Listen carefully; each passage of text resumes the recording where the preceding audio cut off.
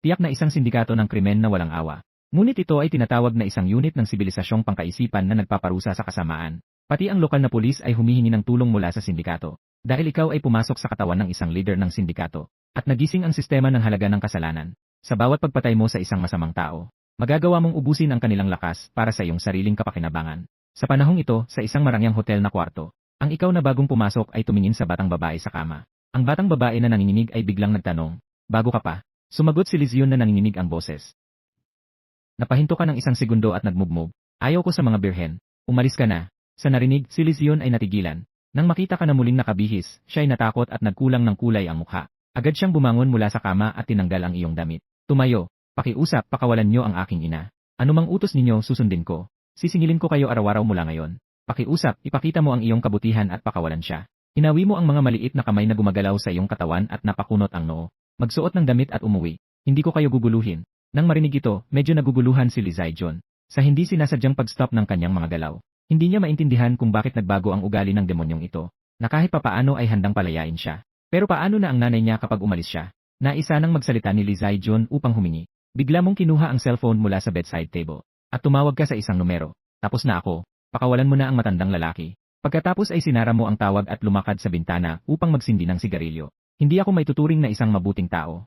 Noong nakaraang buhay ko, hindi kailanman ako nagkulang sa mga babae. Pero iyon ay dahil pareho kaming may gusto. Ipinanganak sa ilalim ng pulang bandila. Hindi ko magagawa ang pilitin ang mabii na maging pambabae." Sa gitna ng usok, biglang lumitaw ang isang mensahe sa harap ng retina. Matagumpay na naitalaga ang sistema ng halaga ng kasalanan. Kasama ang mata ng mabuti at masama at kakayahang sumipsip. Sa bawat pagpatay sa isang tao na may higit sa 50 halaga ng kasalanan, maaaring sumipsip ng buong kakayahan nito. Kung maabot ang tiyak na pamantayan, maaaring i-activate ang ibang gantimpala. Nang makita ang sistema, napatulala ka sandali. Pagkatapos ay unti-unting bumangon ang isang ngiti sa iyong labi. Kailangan pang magtrabaho ang masamang tao sa kapwa masamang tao.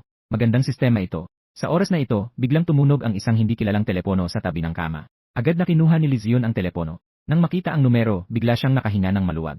"Nanay, nakauwi ka ng ligtas?" "Wala. Walang nanakit sa akin. Kumain lang kami ng magkakasama. Babalik ako sa sandali." Matapos niyang iwanan ang tawag, unti-unting nawala ang kadiliman sa kanyang mga mata na parang bulaklak ng peach. Lumitaw ang isang piraso ng sigla. Tiningnan mo siya gamit ang mata ng mabuti at masama. Halaga ng kasalanan 27. Ang halaga ay negatibo kaya ito ay itinuturing ng sistema na mabuting tao. Dapat tumanggap ng magandang gantimpala ang mabuting tao. Pinatay mo ang sigarilyo at handa ka nang umalis. Bigla na lang may narinig kang mahina at nanginginig na boses ng babae mula sa likuran. "Salamat." Ngumiti ka at lumabas sa silid, pinindot ang elevator. Sa oras na yon, walang tigil ang daloy ng tao sa kalye. Nakikita mo ang mga magkasintahan na magkahawak kamay saan mang dako. Nakaupo kang walang ginagawa at binuksan ang mata ng kabutihan at kasamaan. Sinusuri ng mata ang mga taong dumadaan. Agad na lumalabas ang mga pulang o berdeng numero sa kanilang mga ulo. Ang pula ay nangangahulugang masamang tao ayon sa sistema. Nasa gitna ang kabutihan at kasamaan. Karamihan sa mga tao ay may halaga na pababa at pataas sa 0. Hindi masyadong malinaw ang hangganan ng kabutihan at kasamaan. Nakilala mo na ang mga alituntunin ng sistema. Ang pamantayan ng sistema sa pagtukoy ng antas ng kasamaan. May kaunting pagkakaiba ito sa umiiral na batas. Mas nakatuon ang mga alituntunin ng sistema sa moral na aspekto. Sa panahong ito, ilang malalaking lalaki na nagkukwentuhan ay naglalakad papunta sa iyo. Ang namumuno ay may maayos na gitnang bahagi ang buhok. Lumapit siya sa iyo at nagbigay ng sigarilyo. Kumindat siya at nagsabi, "Boss, may 4 na bagong babae na dumating sa lugar. Gusto mo bang tulungan sila?" Ang mga tao ito ay mga tauhan ng orihinal na katauhan. Ang may gitnang paghahati ng buhok ay tinatawag na Zulaulyu. Mukhang mas sopistikado at matalino siya kaysa sa iba. Siya ay bahagi ng grupo na may puting pamaypay. Isang henyo na may ideya. Ang katabi niya na kasing laki ng Thor ay nakasuot ng itim na pangitaas na tawag ay Zhang Meng. Ang tawag sa kanya ay Mengzi. Siya ay tapat sa'yo. Pero medyo stubborn siya. Nagbuga ka ng usok at tinukso siya. Hayaan mo na. Hindi pa kasi bumabalik ang iyong kalagayan. Sa pagkakaroon ng kuryosidad, binuksan mo ulit ang iyong mata para sa mabuti at masama. Nagsagawa ka ng scan sa 6 na mga nakababata. Agad na nagningning ang mga ulo ng 6 na tao na parang mga bombilya. Lumabas ang isang linya ng pulang mga numero. Ang kakaiba ay may isang berdeng bombilya na nakahalo dito. Ang mga unang 5 tao ay may halaga na nasa paligid ng 20. Pero ang huli, na may pangalang Sangbiao, ay 24. Nakapagitan sa ganitong uri ng gang na nagmamalupit sa mga lalaki at babae. Ang antas ng kasalanan ay napakataas pa ng negatibo. Kung ikaw ay may iniisip, tumingin ka kay Sangbiao. Sa kanyang 2 pula, siya ay may taas na 1.85 metro. Isang makintab at maliwanag na kalbo. May suot siyang malaking gintong kwintas na pwedeng maglutang sa tubig. May tattoo pa siya ng tigre sa kanyang katawan. Parang kulang na lang ay tatakan niya ng Black Society sa kanyang noo. Pero siya ay itinuturing na mabuting tao ng sistema. Ang taong ito ay isang undercover, di ba? May taglay kang pagdududa sa iyong isipan ngunit hindi ka nagsasalita. Pagkatapos ay tumingin ka sa oras at nagmungkahi. Kumain tayo ng merienda. Nang magsalita ang boss, ang mga nakababatang kapatid ay masigasig na sumagot. Pumasok ang ilan sa maliit na eskinita malapit sa hotel. Sa tabi ng kalsada ay may ilang pansamantalang mga tindahan ng night market. Ang ilan ay basta nalang pumili ng isang pwesto. Umorder sila ng ilang skewers at ilang bote. At nag-enjoy sila sa pagkain. Sa oras na yon, bigla kang pumupok sa iyong noo at nagsalita. Nagkamali ako. Nakalimutan kong dalhin ang aking bag. Kumain muna tayo at saka na lang pumunta. Si Sang Biao ay kumakain ng inihaw na paa ng manok na may malabo na pananalita. Samantala, sa loob ng hotel, nagbihis si Lee Zai-jun at pumunta sa lobby. Nakakita siya ng isang matangkad at gwapong lalaki. Naabala ito habang naglalakad-lakad sa lobby. Nang makita ng lalaki si Lee Zai-jun, tumuloy siya sa harap sa tatlong hakbang na parang dalawa. Zai-jun, kaya nandito ka talaga. Kakakita ko lang kay Fang Zeng na umalis. Yung hayop na yon, pinagtitripan ka ba? Kinagat ni Lee Zai-jun ang kanyang labi. Wala. Liu Yuxuan, kaninong sinabi mo? Sabi ni Liu Yuxuan habang nakaangat ang kanyang leg. Huwag mong alalahanin kung sino nagsabi. Zai-jun, sabihin mo sa akin. Siya ba ay pinigilan ka? Pinipilit ka bang gumawa ng mga bagay na ayaw mo? Hindi magaling magsinungaling si Lee Zai-jun kaya't wala siyang magawa kundi ipaliwanag. Nag-usap lang kami ng kaunti. Nang marinig iyon, si Liu Yuxuan ay nagmukhang namutla at bumulong. Totoo. Siya ay humagulgol at tumingala sa langit sa 45 degree na anggulo. Pagkatapos ay nakita ang isang berdeng kupola sa itaas. Nakaramdam si Lee Zai-jun ng labis na kawalang katiyakan. Si Lixiong ay walang pakialam. Hindi na siya kailangan pang magpaliwanag kay Liu Yuxuan. Pero ganito talaga ang katotohanan. Kung itatago mo, mas madaling kumalat ang chismis. Yumuko si Liu Yuxuan, ang kanyang mukha ay puno ng galit na halos napapangit. Alam mo ba kung sino si Fang Zeng? Isa siyang tao na laging ginagamit ang kanyang pagkatao sagang para bulingin ang mga lalaki at babae. Isipin mo na ang Diyosa na kanyang pinagsusumikapan ay nadungisan ng ganitong paraan. Ang puso ni Liu Yuxuan ay masakit sa galit. Lumapit siya ng isang hakbang at sinubukang hawakan ang braso ni Li Zion. Naghulugan ba itong aso na ito sa'yo? Takot ang iba sa kanya, pero hindi ako natatakot. Dadalhin kita sa presinto para magreklamo. Humakbang ng isang hakbang paatras si Li Zion. Hindi ito katulad ng iniisip mo. Wala akong banta mula kay Fang Zeng. Bakit ko naman kailangang magreklamo?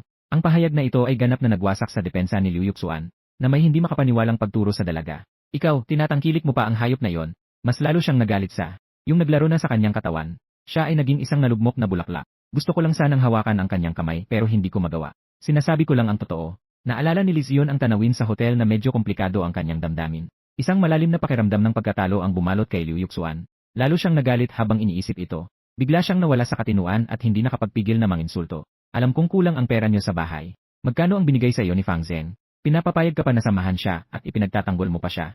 Ang mga salitang pang-insulto ay parang karayom na tumusok sa puso ni Li Zion. Pinipigilan niyang ang kanyang panloob na kahiyahiya at nagtatanong. Ano ka sa akin? May kinalaman ba sa iyo ang aking mga bagay? Tumabi si Liu Yuxuan na walang masabi. Tama ang sinabi niya. Ako ay isang walang kapalit na pag-ibig lamang. Hindi pa nga ako may tuturing na spare tire. Ang mukha ni Li Zion ay lalong naging malamig at sinabi ng mabangis. Talagang mahirap ang pamilya ko. Pero ano bang pakialam mo? Nangako ba akong manligaw sa'yo? Nakakuha ba ako ng kahit isang sentimos mula sa'yo? Sobrang seloso mo. Hindi tayo pwedeng maging tayo noon, lalo na ngayon. Si Liu Yuxuan ay napahinto sa pagkabulag sa gulo. Alam niyang totoo ang sinasabi ni Li Zion. Pero ayaw niyang tanggapin ito. Ang kondisyon ng bahay nila ay mas maganda kaysa sa kanya. Sobra pa ang kakayahan niya para sa kanya. Ano ng karapatan niya para paulit-ulit na tanggihan ako? Okay lang kahit tanggihan ako. Pumirma pa siya kay Fang Zeng sa ganitong gulo. Isang alon ng sama ng loob ang sumiklab mula sa aking saknong. Biglang humugot si Liu Yuxuan ng isang bungkos ng pera mula sa kanyang bulsa at pinagtawanan ito. Ayaw mo ba ng pera? Samahan mo akong umakyat sa kwarto. Lahat ng perang ito ay para sa'yo. Si Li Zion ay tila malamig na yelo. Dumaan siya sa tabi niya nang hindi nagsasalita. Walang mas malalang kahihiyan para sa isang babae kaysa dito. Ngayong araw ay nakita niya ang tunay na pagkatao ng taong ito. Huwag kang umalis. Biglang hinila ni Liu Yuxuan ang kanyang braso. Bakit? Ayaw sa mababang halaga. Kung kulang, uwi ako para kumuha pa. Bitawan mo ako. Masakit ang pagkakahawak sa braso ni Li Zion. Sinubukan niyang hiwain ang pagkakahawak pero hindi siya nakatakas. Sumigaw ng may galit si Liu Yuxuan. Ilang pera ang ibinigay sa iyo ng hayop na si Fang Zeng? Dagdagan ko ng doble, ayos lang ba? Si Li Zion ay may karakter na may panlabas na lambot pero matibay sa loob. Walang sinabing kahit ano, pilit na nais makawala. Sa puntong ito, biglang may narinig na malakas na boses mula sa pasukan ng hotel. Kayo, mga bata. Sino ang minumura mo na hayop? Subukan mong magmura uli. Ilang malalaking lalaki ang naglakad na parang mga dragon at tigre papalapit. Ang pinakamalapit na lalaki na may maikling gupit ay walang sabi-sabi. Tinamaan niya si Liu Yuxuan ng isang malakas na palo. Si Liu Yuxuan ay nahulog sa pagkakalito sa isang palo ni Xiaoqi. Ang kanang pisngi ay halatang namamaga. Isang sulyap sa taong dumating, agad siyang natakot at nanahimik. Nakita niya sa kanyang sariling mga mata ang hayop na ito na umalis sa hotel. Paano siya pinagsuklob ng isang baluktot na kaso? Lumapit ka kay Li Zion at nagtanong, nasa iyo ba ang room card? Naiwan ko ang aking bag sa itaas. Si Li Zion ay bahagyang umungol. Inabot niya sa iyo ang room card mula sa kanyang bulsa. Si Zula Oliu ay napansin si Li Zion sa pagkakataong ito. Pinagsabunutan niya sa mukha si Liu Yuxuan.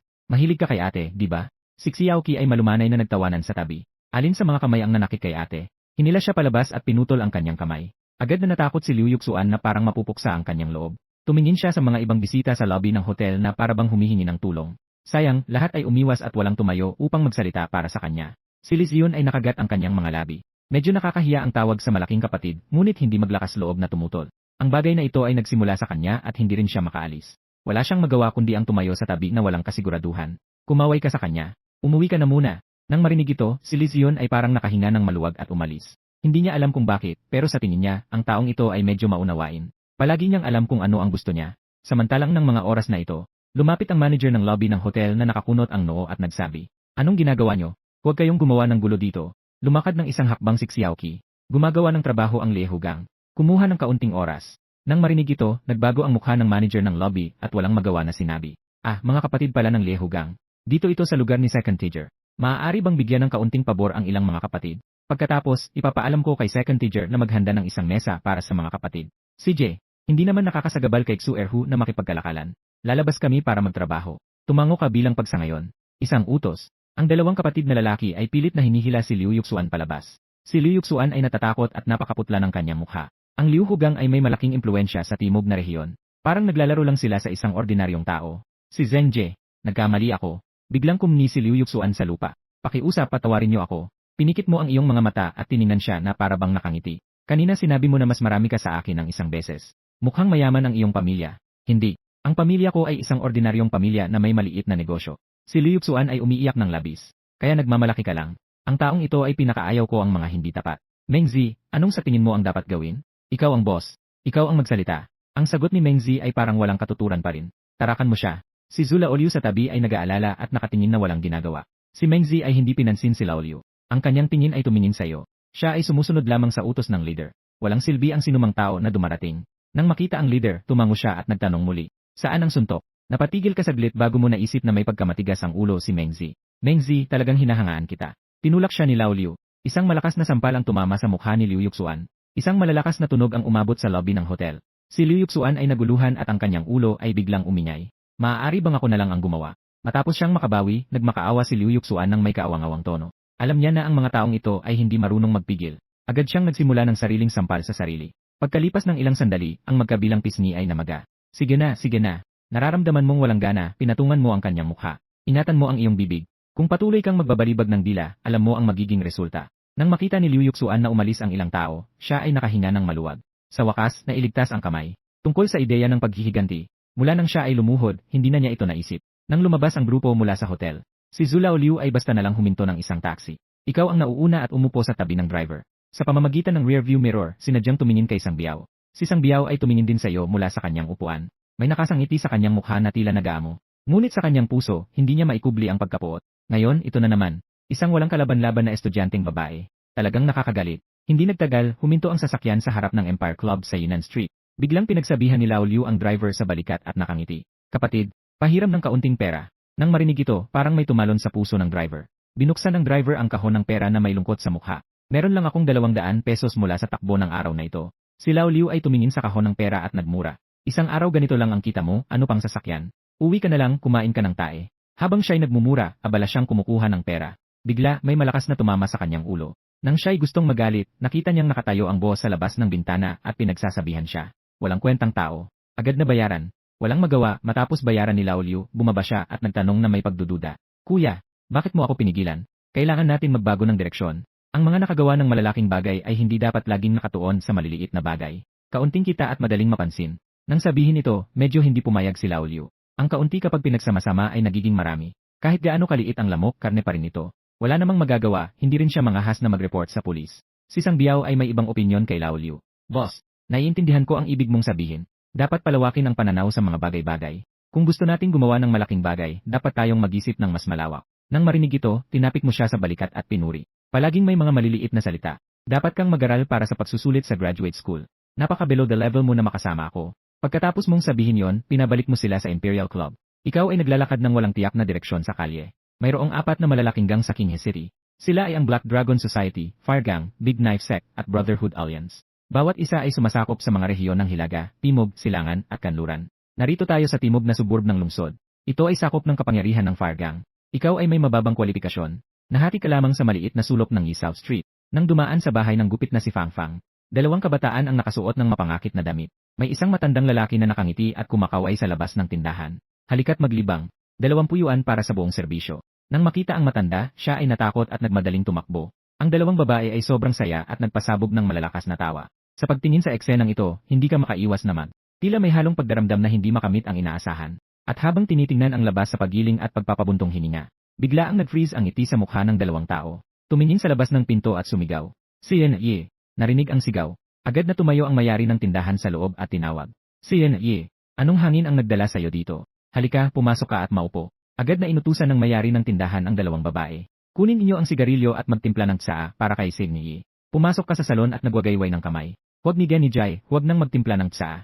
Alis na ako. Mabilis na tumingin sa gilid. Napansin ang takot at pagkapuot na bahagyang kumikislap sa mga mata ng dalawang babae. Wala akong magawa kundi tumango sa loob. Saan man ako pumunta, laging may ayaw sa akin. Anong daming kasalanan ang nagawa ko? Kumusta ang negosyo? Habang nagiinit ng sigarilyo, tanong mo.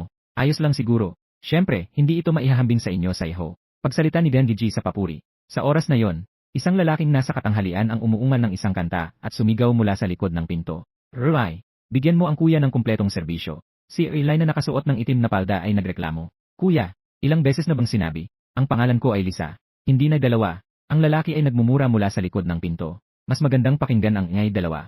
Kailangan ng isang banyagang pangalan. Si Old Ma ay pumasok sa pinto na parang natitinag. Nang makita ka, bigla siyang napatigil. Pagkatapos ay ngumiti siya at bumati. Kuya Zeng, nandito ka rin pala. Sakto lang na dumaan. Sumagot ka at sabay na nagbiro. Sa oras na ito, talagang rush hour ito. Old Ma, kung hindi ka tatakbo, may oras ka bang maligo? Kailangan ng tamang balanse sa trabaho at pahinga.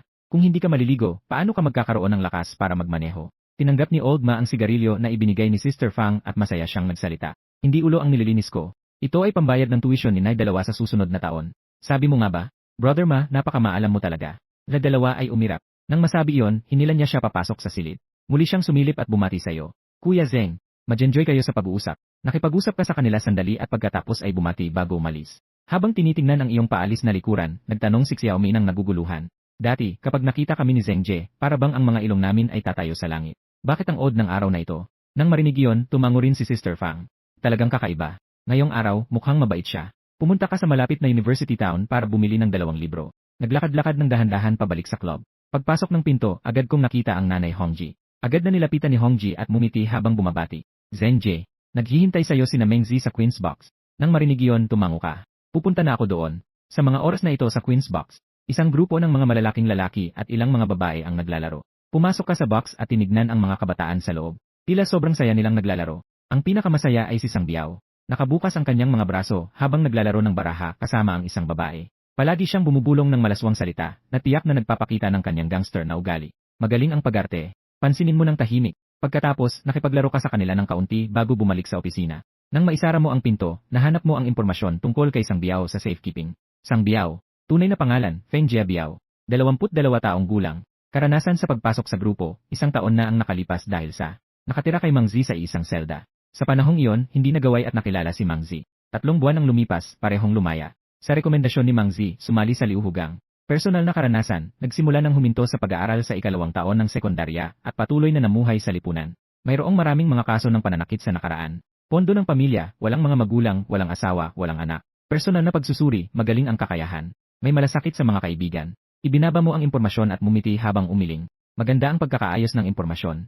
Malamang isang baguhang bagong graduate mula sa paaralang pulis. Hindi pa nahahantad sa masamang impluensya ng lipunan kaya't mas matuwid. Pagkatapos, ibinalik mo ang impormasyon sa safekeeping. Kinuha mo muli ang mga libro tungkol sa pamamahala na kakabili mo lang at nagsimulang magbasa. Nang mga oras na yon, biglang may narinig na katok mula sa labas ng pinto. Pinasok ni Mengzi at Sang Biao ang pinto na may seryosong ekspresyon. Boss, may nangyaring insidente sa Imperial Hall. Nahuli ni Lao Liu ang isang nagbebenta ng yelo. Nang marinig ito, walang kaalam-alam na kumakatok ka sa mesa gamit ang iyong mga daliri. Dumaan sa isip mo ang mga alaala ng mundo ng underworld.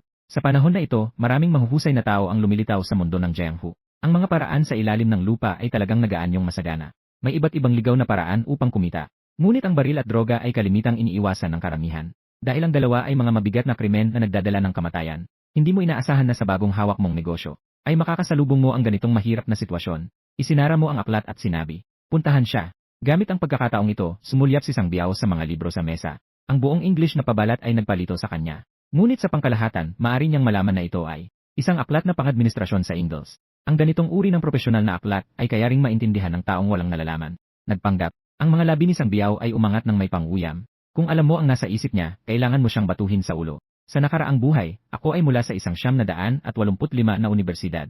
2 master's degree sa larangan ng pamamahala at engineering. Hindi ko akalain na ako ay tinitingnan na parang isang mangmang. Sa oras na ito, ang Emperor's Box ay naubos na. Isang lalaking may peklat sa mukha, nasa 20 o higit pa, ay nakatali sa upuan. Si Zulao Liu ay nasa tabi, may hawak na kutsilyo habang binabantayan siya. Ang 3 tao ay pumasok sa silid. Tumitig ka kay Zulao Liu at mahinang tinanong, "Anong nangyayari?" Itinuro ni Zulao Liu ang ilang bag ng puting kristal sa mesa at nagmumura. Ang batang ito ay lihim na nagpunta sa tindahan para magbenta ng yelo. Sakto naman na naibenta niya ito sa isang pamilyar na customer. Nahuli kami ni Xiaoqi siya sa akto. Kinuha mo ang isang pakete ng plastik mula sa mesa at sinukat ang bigat. Ang kanyang mukha ay biglang naging malamig. Ang kabuang bigat ng mga pakete na ito ay higit na lumampas sa 50 gramo. Kung mahuhuli ka, tiyak na magkakaroon ka ng problema. Pati ikaw ay malalagay sa peligro. Nilapag mo ang plastik na supot at nagtanong, "Sino ka?" Ngunit ang mukha ng lalaki na may peklat ay tila sobrang kalmado. Ang Poison Snake Gang, Cobra. Nang marinig ito, bahagyang nagbago ang kulay ng mga tao. Ang Poison Snake Gang ay isang bagong grupo sa Xilin City ng probinsya. Isang pinagsamang organisasyon ng mga kriminal. Akala nila ay buhay. Ang gang ay binubuo ng mga taong handang mamatay. Sila ay gumagawa ng mga negosyo na ayaw gawin ng iba. Subalit malaki ang panganib, malaki rin ang kita. Ang Poison Snake Gang ay may pera kung kailangan ng pera, at may armas kung kinakailangan ng armas. Ang kanilang kapangyarihan ay hindi matutumbasan ng Fire Gang. Nakita ng lalaki na may peklat na naguguluhan ang ilang tao, at lalo siyang nagmayabang. Nahuli siya sa ibang lugar habang naglalako ng lihim. Ngunit basta't mabanggit ang pangalan, sa huli ay ligtas pa rin sila. Ito ang dahilan kung bakit may kumpiyansa ang Poison Snake Gang. Si Xiaoqi ay hindi natuwa sa pagyayabang ng lalaki na may peklat. Kinuha ang talim ng kutsilyo at tinapik ang kanyang mukha. Anong nangyari sa Poison Snake Gang? Narito ang Kinghe. Huwag mong sabihin na isa ka lamang maliit na ahas. Kahit dragon ka, kailangan mo pa ring sumunod sa akin. Itinaas mo ang kamay at pinutol si Xiaoqi na malamig na nagsalita. Hindi na ba kailangang sumunod sa mga patakaran ng Poison Snake Gang? Walang anumang paalam at naglakas loob na gamitin ang aking lugar para ibenta ang mga kalakal. Alam ni Scarface na siya ay nasa maling panig at nag-isip sandali bago nagsalita. Dati, ako ang may pagkakamali. Hindi rin ako walang kaalaman sa mga patakaran. Kung papayag ka, maaari tayong makipagtulungan mamaya. Bibigyan ko kayo ng bahagi ng kita. Nang marinig ito, inutusan mo sina Zulao Liu at 3 pang tao. Kayo muna ang lumabas. Mag-usap kami ng mag-isa. Akala ni Zulao Liu na mayroon pang balak ang boss. Lumapit siya sa iyong tainga at mahina siyang nagmungkahi. Zenje, ang bagay na ito ay isang mata ng Security Bureau. Kapag nahawakan mo ito, patay ka na. Tanging ang pinakapangit na mga tao lamang ang gumagawa ng ganitong negosyo. Wala tayong pangangailangan na makuha ang ganitong problema. Hindi mo siya pinansin at mahina mong sinaway. Lumabas kayong lahat. Ilang tao ang napilitang umalis sa kwarto. Nang makaalis ang iba, unang nagsalita si Pango. Si Zenje, kaya kong isakripisyo ang kaunting kita para ibigay ang kalahati. Para na rin na paghingi ng tawad sa mga nangyari dati. Hindi ka sumagot. Sa halip, binuksan niya ang sistema upang alamin ang kasalanan ng kalaban. Agad na lumitaw ang itim na numero sa ulo ni Pango. Antas ng kasalanan 76. Ito ang iyong unang pagkakataon sa totoong buhay. Na makakita ng itim na halaga. Bigla siyang natuwa sa kanyang puso. Pagkatapos ay kumuha siya ng telepono at tumawag kay Xiaoqi. Dalhin mo ang isang malaking maleta. Kailangan ay matibay. Huwag magingay. Si Pango ay nahulog ang puso at nagtataka. Ano ang balak mo? Sa narinig, nakangiti kang nagsabi. Para sa susunod na paggamit mo sa kargamento. Kumuha ako ng malaking maleta para mas marami ang mailagay. Di nagtagal, si Xiaoqi ay nagdala ng isang napakalaking maleta at itinulak ang pinto ng kwarto. Naguguluhan siyang nagtatanong. Boss, ano ang balak mong gawin dito? Nilagok mo ang kamay mo kay Pango. Pagsabugin siya, sinabi ng nakakapangilabot na tao na may peklat sa mukha. Ano ang balak ninyong gawin? Sayang, kalahati pa lang ng kanyang sinabi. Sinaktan siya ni Xiaoqi at nahimlay. Pagkatapos ay pinapahintulutan mong dalhin ni Xiaoqi ang peklat na tao. Ilagay ito sa loob ng kahon at itulak palabas. Paglabas sa clubhouse, inangat ng dalawa ang maleta papasok sa iyong 5 series na trunk. Umalis si Xiaoqi sa driver's seat at nagtanong. Boss, saan tayo pupunta? Sinabi mo ng tahimik ang dalawang salita. Shenchang. Nagulat si Xiaoqi sa narinig ngunit hindi siya nagtanong. Pinaandar ang sasakyan patungo sa tabing dagat ng Qinghe City. Pagkatapos ng 20 minuto, huminto ang sasakyan sa tabi ng Yangtze na walang tao. Bumaba ang dalawa at inangat ang maleta. Sinabi ni Xiaoqi nang may pag-aalala. Gagawin na ba talaga natin ito sa kanya? Kung malaman ng Poison Snake Gang na tayo, siguradong darating sila para maghiganti. Bakit hindi natin sila takutin na lang? Hayaan silang magbayad para sa kanyang paglaya.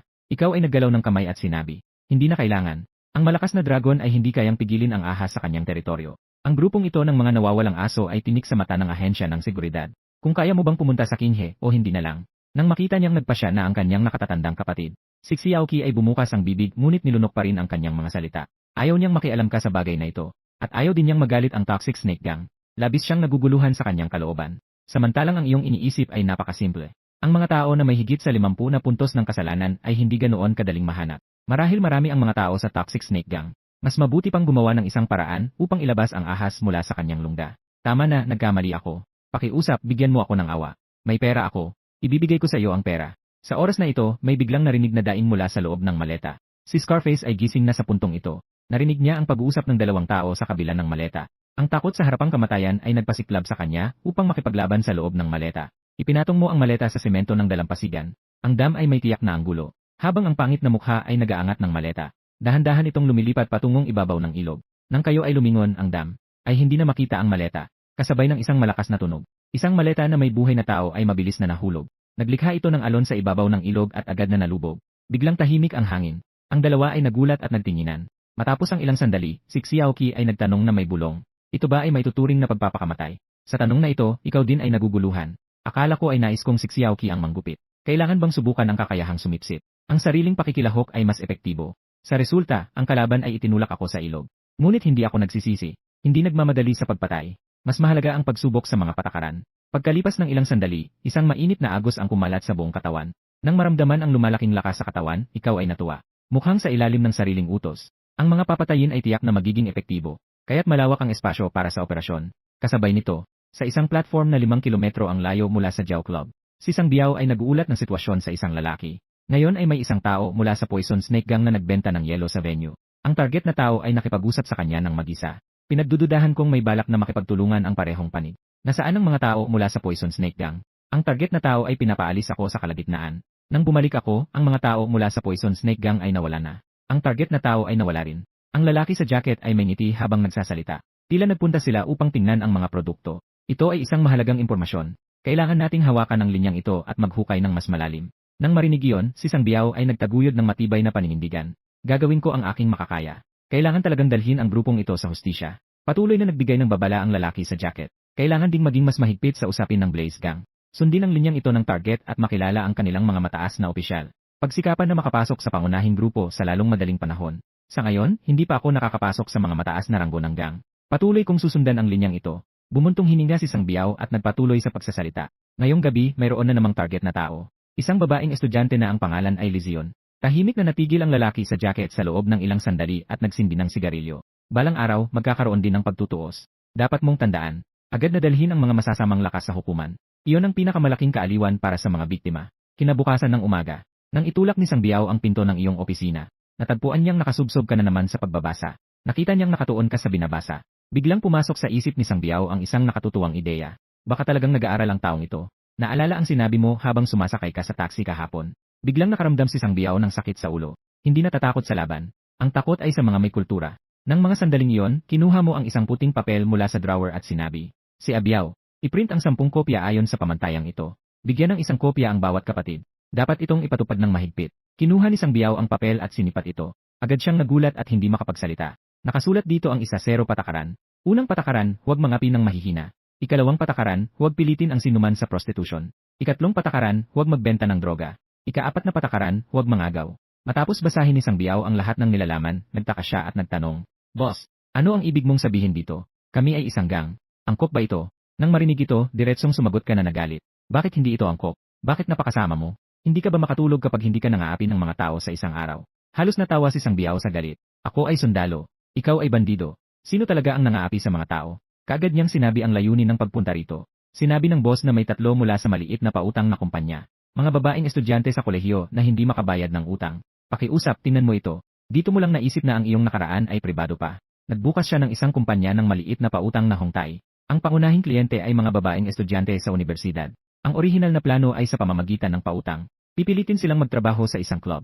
Lumikha ng isang kumpletong kadena ng industriya. Pero ngayon ay nagbukas pa lang ng ilang buwan. Nasa yugto pa lamang ito ng pagpapautang. Hindi akalaing ganito kabilis ang pagdating ng negosyo. Ang hongtay na maliit na kumpanya ng pautang at ang Emperor Club ay magkalayo lamang ng 2 kalye. Hindi malaki ang sukat ngunit ang negosyo ay umuunlad. Bawat buwan ay makakapagpautang ng ilang libong piso. Isang pamantayan lamang ang mayroon para sa halaga ng pautang. Mas maganda ang itsura, mas mataas ang halaga ng pautang. Nang dumating ka at si Sang Biao sa kumpanya ng pautang, 3 batang babae na hindi matanda ay natatakot. Nakatayo sila sa isang linya habang sinasanay sila ni Zhu Laoliu. Nang makita kang dumating, agad na bumati si Zhu Laoliu.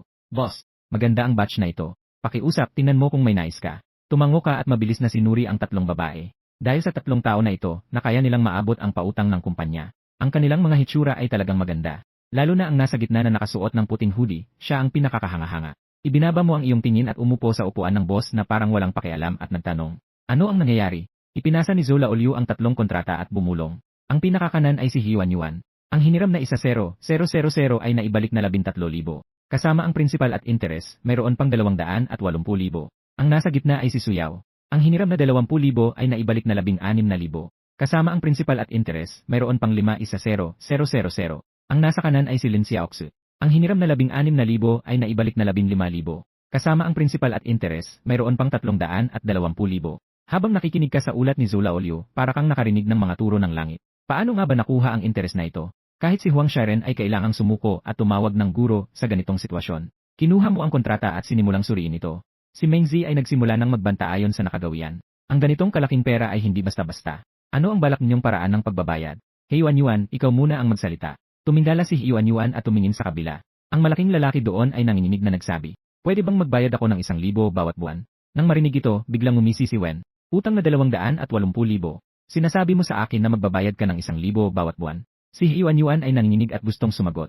Ngunit sa harap ng grabe at nakakatakot na mga tao, wala siyang lakas ng loob na tumutol. Ang 280,000 ay isang napakalaking halaga para sa kanya. Kahit na ibenta ang tanging tahanan nila, hindi ito masosolusyonan. Siya ay walang magawa, tumingin sa labas ng bintana ng walang kabuluhan. Narito tayo sa ika-18 palapag. Marahil kung tumalon siya, magwawakas na ang lahat. Nang makita ni Sang Biao na naglalaho ang kanyang isip, bigla siyang bumangga sa mesa at sumigaw.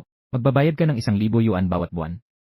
Tanga ka ba? Hindi pa nga sapat ang interes. Sa tingin niya, hindi pa siya nakakakuha ng iyong buong tiwala. Ngayon ay dumating na ang pagkakataon, gusto niyang ipakita ang kanyang sarili. Tinignan mo si Sang Biao at tinanong mo, ano sa tingin mo ang tamang halaga na dapat bayaran bawat buwan? Nag-isip si Sang Biao ng sandali at sinabi, hindi madali para sa batang babae. Hayaan na lang siyang magdagdag ng kaunti. Bawat buwan ay magbayad ng 1,200. Boss, anong tingin mo sa mungkahin ito? Umiti ka at umiling. Sa palagay ko, hindi ito maganda. Hindi mo akalain na mabait ka pala. Nagtaka si Biao at nahulog ang puso niya, umiti at hindi na nagsalita. Si Zola Oliu ay suminghap kay Sang Biao at nakialam. Ganitong pagbabayad ay tiyak na hindi pwede. Sobrang bagal. Kumatok siya sa mesa at malamig na nagtanong. Pag nakaupo ng 3 taon, mawawala ang utang. Bawat buwan ay bibigyan ka ng 1,000 na panggastos. Pwede ba? Nang marinig ito, natakot si Yuan Yuan at nanginginig ang kanyang mga ngipin. Lahat sila ay nasa 18 hanggang 9 na taong gulang. Alam kung ano ang ibig sabihin. Gusto niyang tumanggi ngunit hindi makakaya. Ang mga luha na laging umiikot sa kanyang mga mata ay nahulog na rin. Pagkatapos ay muling nagtanong si Zola Oliu kay Suyao na nasa gitna. Ikaw ang may pinakamaraming utang. Ano ang plano mong gawin para makabayad? Bumaba ang ulo ni Suyao at mahinang sumagot. Ang taas ng interes nyo, hindi ko talaga kayang bayaran. Sige, umalis ka na. Umuwol si Zulauda at muling nagtanong sa huling babae. Lin Xiaoxu, anong masasabi mo? Ang babae sa pinakakanan, na pinakamabata, ay natatakot ng labis. Hindi man lang siya makatingin. Hawak lang ang kanyang damit at mahinang umiiyak. Nang makita ni Zola Oliu na sumuko na ang 3 babae, si Zola Oliu ay masaya at nagpasimula sa iyo ng mga kilig-kilig. Boss, magandang mga ito. Gusto mo bang pumili ng isa para dalhin sa kwarto? Hindi mo siya sinagot. Sa halip tumingin ka sa kontrata at sinabi, tulungan mo silang kalkulahin. Ayon sa orihinal na taunang interes na 20, magkano pa ang utang kasama ang interes? Pagbikas niya ng mga salitang iyon, agad nang nanahimik ang buong lugar. Akala ng mga kakampi sa arena na nagkamali sila ng narinig. Ang 3 babae ay nakatingin din sa boss sa kabila na may nakakalito na mukha. Nang manghiram sila, napagkasunduan nila. Ang interes ay taunang 20. Ang interes na ito ay bahagyang mas mataas kaysa sa bangko. Inaasahan pa nilang ito ay isang kumpanya ng pautang na katulad ng bangko. Nang maglaon, nalaman nilang may mga puwang sa kontrata na may daya. Nahulog sila sa bitag ng kumpanya ng pautang. Pero bakit ang boss sa kabila? Ibinalik ang interes sa dati. Bilisan mo ang bilang. Kinuha mo ang iyong pasensya at tinapik ang mesa. Agad na kinuha ni Zhu ang calculator at sinabi. Ayon sa interes na ito, si Suyao ay may utang pang 5,600. Si Lin Xiaoxu ay may utang pang 1,800. Yuan Yuan Hijinjin. Kailangan din naming ibalik sa kanya ang 1,400 pesos. Gumawa ng bagong kontrata. Hayaan silang magbayad ng natitirang pera sa loob ng 1 linggo. Pagkatapos, pinunit mo ang 3 kopya ng kontrata. Kinuha mo ang 1,400 pesos mula sa safe at ibinigay kay Yuan Yuan. Habang tinitingnan ang perang ibinibigay, ang utak ng dalaga ay nalito at naging malabo. Halos 1 araw siyang hindi makakuha ng pera. Ano, hindi ka ba kontento sa interes? Tumingin ka sa kanya na may kunot noong nagtanong. Kontento. Si Yuan Yuan na nakaintindi ay mabilis na sumagot. Ipinasa mo ang pera sa kanyang palad at kumaway ka. Tara na. Huwag ka nang bumalik sa susunod. Si Yuan Yuan ay tumanggap ng pera at nanginginig na naglakad palabas ng pinto. Sa sandaling nakalabas siya ng pinto, parang pumasok siya sa isang bagong mundo. Agad na sumunod si Lin Xiaoxu at umalis. Sa oras na ito, ang tanging hindi nagpapahayag ay si Suyao. Komplikado ang kanyang anyo, nagbukas siya ng bibig ngunit nilunok ang mga salita. Tumingin ka sa kanya na may kunot noong nagtanong. Hindi ka ba kontento sa interes? Umiling si Su na may masakit na mukha at nagsabi. Hindi. Ako ay labis na kontento. Pero ang tatay ko ay nasa ospital. Akala ko noon na 20,000 pesos lang ang kailangan para makalabas. Sino ang makakaalam na kailangan pa ng pera araw-araw pagkatapos? Sa isang iglap talagang hindi ko ito mabayaran. Nang marinig ito, tinapik mo ang mesa. Dapat alam mo kung ano ang ginagawa namin. Si Suyaw ay may mapait na pakiramdam sa kanyang loob. Alam niya na nagpakita na ng awa ang kabilang panig. Ang dapat sisihin ay ang sariling pamilya na talagang napakamahirap. Ano man ang gawin ng kabilang panig, wala na siyang masabi. Pagkatapos, nagisip ka saglit at sinabi, bibigyan kita ng 3 pagpipilian. Pumunta ka sa tindahan ko para maging service staff. Hindi mo kailangang ibenta ang iyong anyo. Kasama ang mga tip, maaaring kumita ng mga 3 o 4,000 piso kada buwan. Ikalawa, katuwang na bartender. Ang mga bisita ay maaaring kumilos ng labis. Siyempre, mas mataas din ang kita. Ikatlo, anuman sa mga ito, ikaw ay magiging empleyado ko mula ngayon. Ang utang ay maaaring unti-unting ibawas sa sahod. Pinili ko ang unang uri. Si Suyaw ay hindi nagatubiling gumawa ng desisyon. Kailangan ng tatay ng higit sa 2,000 piso na bayad sa ospital bawat buwan. Ang kita na ito ay sapat lang para sa bayad sa ospital. At mula sa iyong pananaw, hindi ka rin talo. Sa katunayan, kulang ang service staff sa tindahan. Bukod dito, si Suyaw ay maganda at kayang-kaya ang maging service staff. Salamat. Yumuko si Suyaw sa ilang tao bago siya umalis sa opisina. Nang umalis si Suyaw, binalaan mo ang lahat. Ang ibang mga kliyente ay nagbago rin ng kontrata ayon sa pamantayang ito ng interes. Sa hinaharap tungkol sa mga nighttime events na ito, hindi namin pinipigilan ang mga voluntaryo. Ngunit hindi namin papayagan ang pilit na pagpilit sa kanila na maging prostitute. Nagkatinginan ang ilang mga bata. Si Sang Biao ay mayroong labis na pagkalito sa kanyang mukha. Hindi ko inasahan na ang taong ito ay talagang. Nagbigay siya ng 3 pirasong taba na kanyang nakuha. Talaga bang ang mga patakarang iyon ay ginawa niya ng seryoso? Mahinahon mong tinanong ang ilang mga bata. Ano ang iniisip niyo tungkol sa nangyari kanina? Si Mengzi ang unang nagsalita. Parang masaya ito, pero medyo sayang ang pera. Sabi ni Sang Biao. Sabi ng matatandang kasabihan, takot sa kapangyarihan, ngunit walang paggalang sa kabutihan. Ngunit walang ganap na katiyakan sa anumang bagay. Dati, natatakot sila sa atin ngunit sa kalooban ay kinamumuhian tayo. Ngunit sa pagkakataong ito, nakikita ko ito. Sila ay taos-pusong nirerespeto si Zheng Jie. Isang sulyap sa kanya at nagbiro ka. Si Ibiao. Sa wakas, natagpuan ko na. Sa lahat dito, ikaw ang may pinakamataas na kaalaman. Nakakapagsalita ka ng maayos at may mga nakahandang salita. Sobra naman ang papuri, boss. Wala akong maikukumpara sa'yo. Si Sang Biao ay nagbigay ng papuri sa labas, ngunit sa loob niya ay may alarma.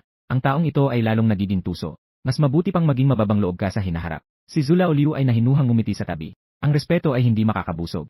Kung mapuputol ang pinagkakakitaan na ito, tayo ay. Ang kita ay tiyak na babagsak ng malaki. Boss, hindi mo rin maaring dagdagan ng mga bagong tao ang lugar. Sa grupo, tiyak na mahirap ang magulat. Sa narinig, nagwagayway ka ng kamay ng may pagwawalang bahala. Ilang halaga lang ito. Mag-relax kayo. May iba akong plano. Nakaprepare ka na sanang umuwi nang biglang tumunog ang telepono. Nang makita ang numero ng tumatawag, pinatanggal mo ang iba. Nang makuha mo ang tawag, malumanay kang sumigaw. Ginoong Qin. Mula sa kabilang linya, narinig ang boses ni Qin Li, ang leader ng Liu Hugang. Si Xiao Zheng. Ngayon, ang Poison Snake Gang ng White Viper ay dumating dito para humingi ng tao. Sinasabi nilang may isa silang kasamang tinatawag na Cobra. Ang kapatid ay nawawala sa iyong lugar. Inihanda mo na ang mga salita upang ipaliwanag. Talagang may isang tao mula sa Poison Snake Gang na dumating sa lugar kagabi para magbenta ng gamot. Nahuli ko siya sa akto, pero alam ko na siya ay mula sa Poison Snake Gang, kaya agad ko siyang pinalaya. Napagtataka si Kinlay, paano sinabi ng White Viper na ikaw ang pumatay sa Cobra? Inaalipusta ako, Ginoong Qin. Hindi mo pa ba alam kung sino ako? Hindi naman ako nawala sa katinuan. Paano ko naman abalahin ang mga tao ng Poison Snake Gang? Napapaisip si Ginoong Qin. Sa tingin ko rin, hindi mo kayang gawin ang ganitong bagay. Pero ang sinabi ng White Viper ay parang kapanipaniwala. Ibinigay ko ang iyong numero kay White Viper. Malamang tatawagan kanya mamaya. Sa kabuuan, huwag kang makipagtulungan sa kanila at huwag silang abalahin. Naiintindihan. Pagkatapos mong magsalita, tinanggal mo ang tawag. Kaagad na tumunog muli pagkatapos mong ilagay ang telepono. Ang tawag ay mula sa isang banyagang numero. Nang masagot mo, may narinig kang boses ng isang lalaking mahina ang boses. Ito ba ay ang Liu Hugang? Alam mo na ang sagot. Sino ka? Ako ay mula sa Poison Snake Gang, ang White Viper. Hindi kita kilala. Umalis ka. Pinaangat mo ang telepono at agad na nag-hang up. Idinagdag mo ang numero sa blacklist. Sa kabilang dulo ng linya, isang nakatagong villa sa Qinghe City. Isang batang lalaking may puting buhok ang galit. Sinira niya ang kanyang cellphone sa galit. Hayop ka! Ang lokal na gang ay sobrang walang modo. Isang lalaki sa tabi na nakaitim na shirt ang ng cellphone at nagtanong. Kuya, ano ang susunod na gagawin? May malamig na liwanag sa mga mata ng batang puting buhok. Tawagin ang lahat ng mga kapatid sa Qinghe. Maghanda ng mga armas at atakihin siya sa magdamag. Tanong ng lalaki sa tabi. Kailangan ba nating magdala ng baril? Tumingin ang puting buhok sa kanyang nakababatang kapatid na may pasaring na parabang sinasabing bobo. Biro-biro. Maraming tao ang nakaharang sa isa, kailangan pa bang magdala ng armas? At saka, kapag may baril na, iba na ang kalikasan ng kaso. Ang leader ay mahina na nagbulong. Natatakot lang ako na baka may suporta ang liwanag na tulay. Sa lugar na ito ay cleansing river. Nang marinig ang mga salitang ito, nagisip ang puting buhok ng kaunti. Pagkatapos, kumuha siya ng 45 mula sa drawer. Gusto niyang ipakita sa lokal na gang ng cleansing river. Ano ang mangyayari kung nagalit ka sa snake gang? Sa gitna ng gabi, natapos mo na ang mga gawain mo sa small loan company at naglalakad pa uwi. Pagdating mo sa isang intersection, biglang narinig mo ang magkakasunod na mga hakbang sa likuran. Sa isang iglap, tumakbo ka papasok sa isang gilid na walang sihe. Makalipas ang ilang sandali, nakita mo sa silangang kanto ang isang grupo ng mga tao na nakasuot ng itim. Sila ay naglalakad patungo sa iyo na may mga itak na nakabalot sa dyaryo. Mula sa kanlurang kanto, narinig mo rin ang tunog ng mahabang kutsilyo na inaalis sa shit. Sarado na ang parehong silangan at kanluran. Bawat gilid ay may higit sa 20 tao. Binuksan mo ang sistema ng kasalanan para mag-scan. Ang mga tao sa magkabilang panig ay may maitim na itim sa kanilang mga ulo. Karamihan sa kanila ay mga tao na may kasalanang halaga na lumagpas sa 50. Hindi ka natitinag at nagtanong, ano ang kailangan mo sa akin? May isang puting buhok na lumabas mula sa kanlurang kanto at tumingin sa iyo. Matapang mong isinasabit ang tawag ng aking puting ahas, talagang may tapang ka. Nang marinig ito, pumiyok ka. Hindi ako tumatawag ng mga pang-aabala. Dahan-dahan niya namang inabot ang kutsilyo mula sa dyaryo at tumawa. Ang pahayag ng pagsisiklab ng apoy. Matigas pa rin ang iyong bibig. Hintayin mong maalis ko ang iyong ulo. Hindi ko alam kung matigas pa ang iyong bibig. May preparasyon ka na. Kinuha mo ang isang peres ng mga guwantes mula sa bulsa at isinuot ito. Pagkatapos, kinuha mo ang isang malamig at nagniningning na kutsilyo. Lumakad ka sa harap ng tao sa silangan at mahinahong nagsabi, "Pasensya na, pakisubukan na lang magbigay daan. Uwi na ako. Putulin mo siya para sa akin." Sa utos ng puting buhok, ang itim na damit na tao sa harapan sa silangan. Bigla siyang sumunod at itinaas ang kutsilyo upang mabasag ito. Hinawakan mo ang kanyang pulso. Agad mong itinusok ang kutsilyo sa kanyang ugat sa leeg at mabilis na iniikot. Nagsimulang sumabog ang dugo sa ilalim ng presyon. Umusog ka sa gilid at bigla mong naramdaman ang isang mainit na agos sa iyong katawan. Matapos mong lamunin ang black lad na tao, ang iyong lakas ay tumaas ng malaki. Sa mga sandaling ito, may dalawang palakol na humahampas mula sa kaliwa at kanan. Bahagyang umalon ang iyong balikat at nakaiwas ka sa isang napakaliit na agwat. Pagkatapos, mabilis mong tinapos ang dalawang tao gamit ang kutsilyo. Kasunod nito, ang mga tao sa likod mo ay pumuwesto rin. Gayunpaman, sa puntong ito, nakapatay ka na ng 3 tao. Ang lakas sa iyong katawan ay umabot na ng 700 o 800 libra. Ang iyong pandinig at paningin ay lumakas hanggang sa isang nakakatakot na antas. Kumilos ng bahagya ang iyong tainga. Narinig mo ang hangin at tinukoy ang posisyon upang maiwasan ang isang stab mula sa likod. Ang iyong katawan ay umiikot sa isang hindi kapanipaniwalang bilis. Ang kutsilyo ay tuwid na tumusok sa kanang mata ng black lad na tao. Sa isang pagsalungat, itinulak mo gamit ang napakalakas na puwersa mula sa iyong palad. Ang kutsilyo ay pumasok ng buo sa mga mata ng lalaking nakaitim. Pagkatapos, agad mong binitiwan ang kutsilyo. Bago pa man makalapit ang isa pang itak, tinanggal mo ang likod ng kutsilyo. Isang suntok ang tumama sa mukha ng lalaking nakaitim na malapit sa iyo. Ang malakas na suntok ay direktang nagdulot ng pagkabasag sa lalaki. Ang mukha ng lalaki ay lumubog dahil sa suntok. Ang puluhan na may puting buhok ay nagulat at sumigaw nang makita ang tanawin. Masakit sa kamay. Panatilihin ang distansya. Sa narinig, agad na umatras ang dalawang grupo sa silangan at kanluran.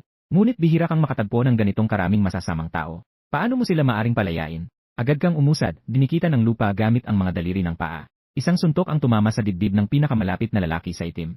Isang malakas na tunog. Ang dibdib ng lalaking nakaitim ay lumubog dahil sa suntok.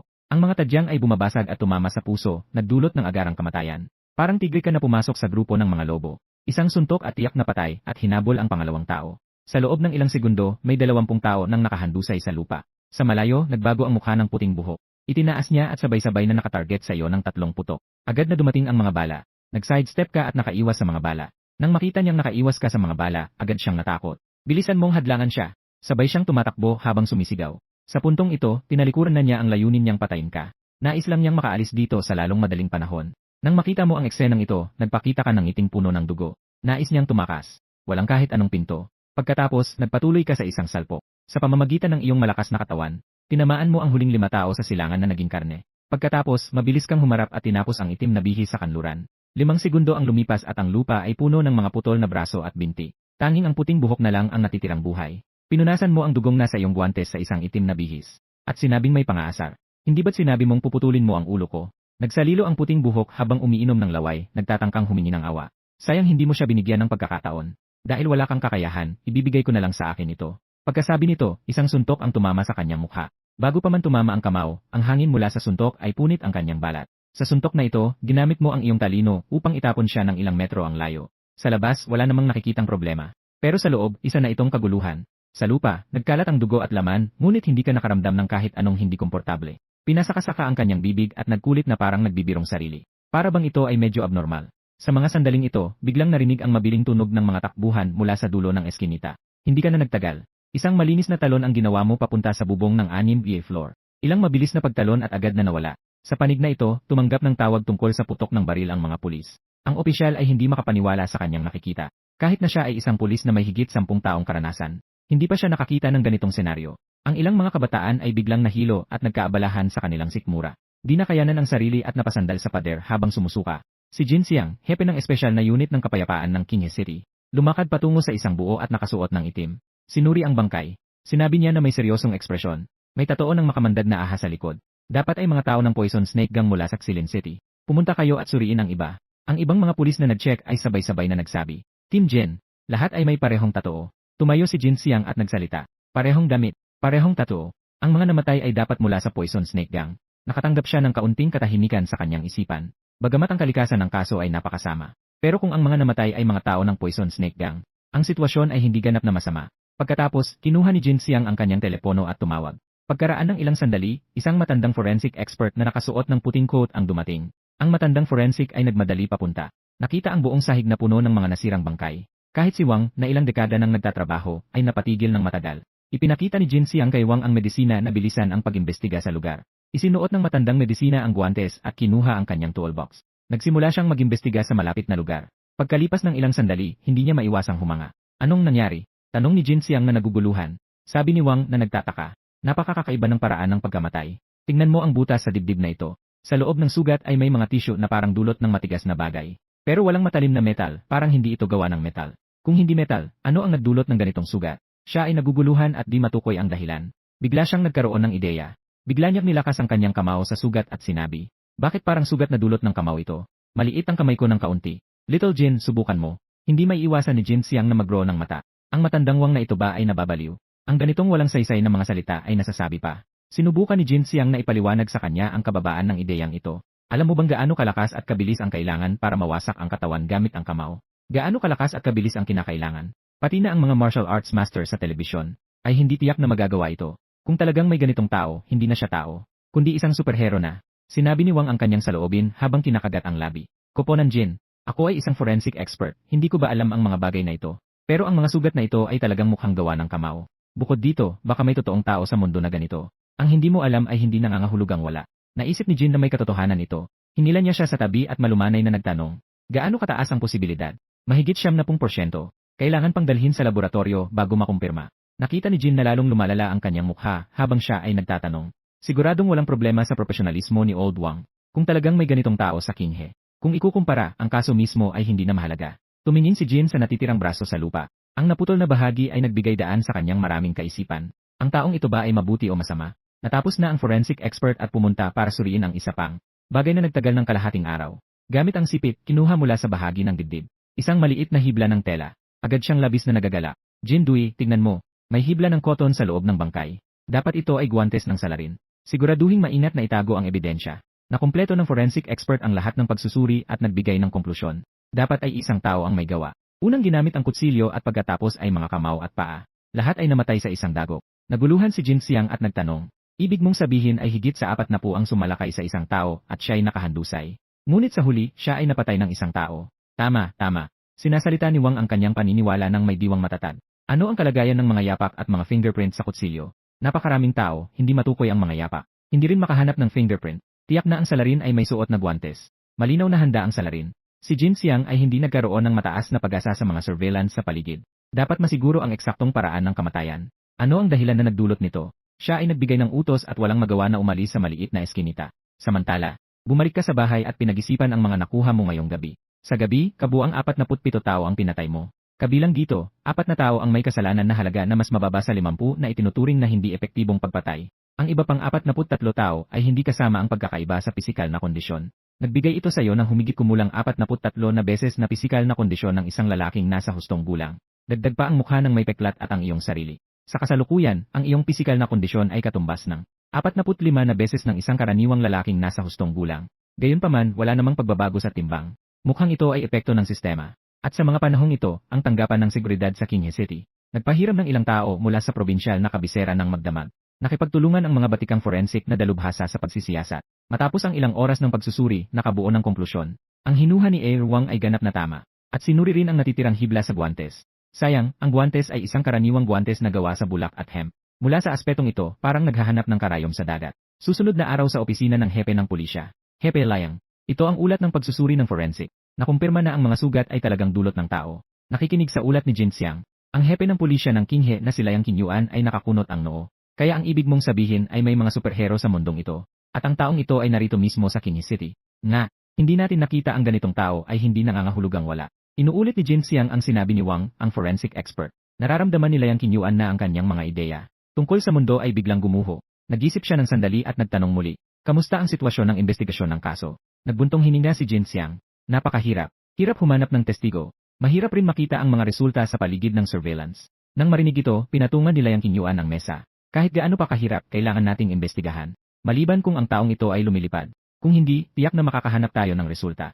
Ang kasong hawak mo, akuin ito ng iba. Ang kasalukuyan mong misyon ay ibuhos ang lahat ng pagsisikap. Alamin kung sino talaga ang taong ito. Tiniyak ni Jin Xiang at lumabas siya ng opisina.